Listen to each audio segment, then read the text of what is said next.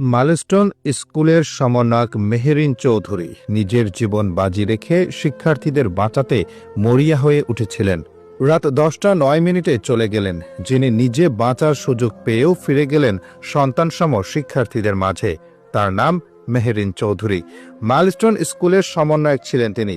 ভবনের ভেতরে আগুন লাগার পর যখন চারদিকে হাহাকার, চিৎকার আর দৌড়াদৌড়ি, তখন তিনি চাইলে নেমে যেতে পারতেন নিরাপদ নিচে, চাইলে বাঁচাতে পারতেন নিজেকে, কিন্তু না, তিনি ছুটলেন উপরের ক্লাসরুমের দিকে, কারণ তার সন্তানের মতো শিক্ষার্থীরা তখনও আটকে ছিল ভিতরে।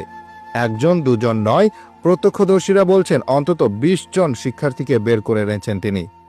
প্রত্যেকটা দরজা খুলেছেন, প্রত্যেকটা কণ্ঠ চেনার চেষ্টা করেছেন, আর যখন নিশ্চিত হয়েছেন কেউ আর বাকি নেই, তখনই হয়তো বুঝলেন নিজের শরীরেই আগুন লেগে গেছে। 80 ভাগ শরীর দগ্ধ অবস্থায় তাকে নেওয়া হলো ঢাকা মেডিকেলের বার্ন ইউনিটে। তীব্র যন্ত্রণায় কাতর একজন যোদ্ধা, যে যোদ্ধার অস্ত্র ছিল ভালোবাসা আর দায়িত্ববোধ। জীবনের শেষ মুহূর্ত পর্যন্তও তিনি লড়ে গেলেন, কিন্তু শেষ রক্ষা হলো না।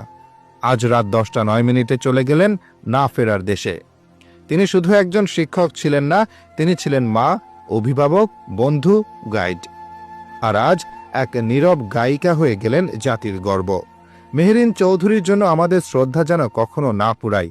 এই পৃথিবী তার মতো কিছু মানুষকে মনে রাখবে, যারা নিজের জীবন দিয়ে প্রমাণ করেন মানুষ এখনো মানুষের জন্য বাঁচে।